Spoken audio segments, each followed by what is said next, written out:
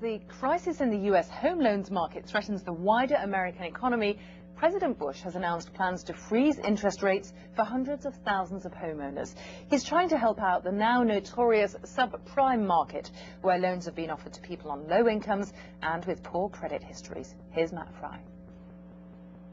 This is one house that hasn't been on the market for over 200 years, but the man who still calls this place home came up with a plan today to help some of those who face destitution.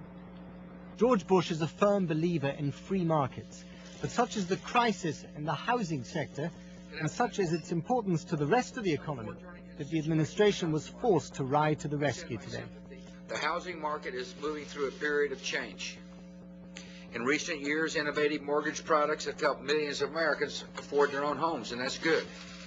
Unfortunately, some of these products were used irresponsibly. In the Roosevelt Room today, the bosses of some of America's biggest mortgage companies. Their plan to freeze some rates for 5 years and help other subprime borrowers refinance. But the commander-in-chief was keen not to be seen as the lender-in-chief. We should not bail out lenders, real estate speculators, or those who made the reckless decision to buy a home they knew they could never afford. If there are some responsible homeowners who could avoid foreclosure with some assistance.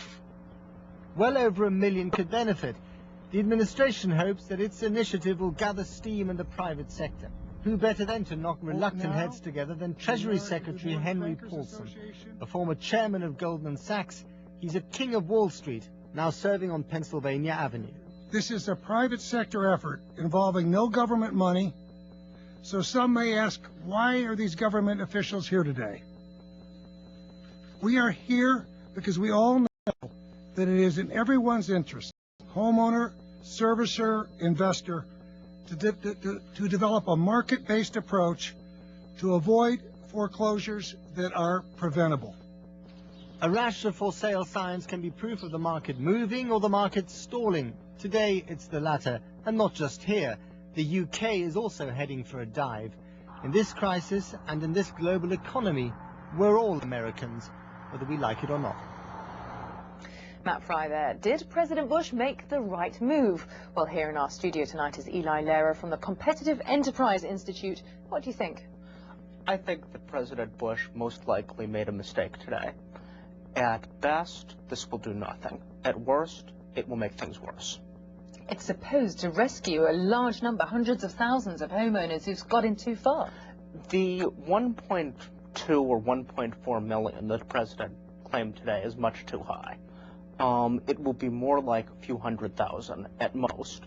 And for every person who's rescued, there'll be another person who wants a mortgage and probably won't be able to get it now. But what about its symbolic importance, calming the markets? Well, it has had a positive effect on the stock market, that's true. But we have to look at the longer-term effects, and I don't think this is good for the mortgage market. Now, the wider effects as well are important, of course, because we're not just talking about American home buyers here, are we? No, I suspect this will have a significant effect on people in the UK and elsewhere. The British mortgage market is in the midst of its own meltdown. Default rates are the highest they've been. The Northern Rock bailout showed part of the problem, and we could continue to see the same sort of things. I think this is a sign to Darling and to Brown that something may need to be done.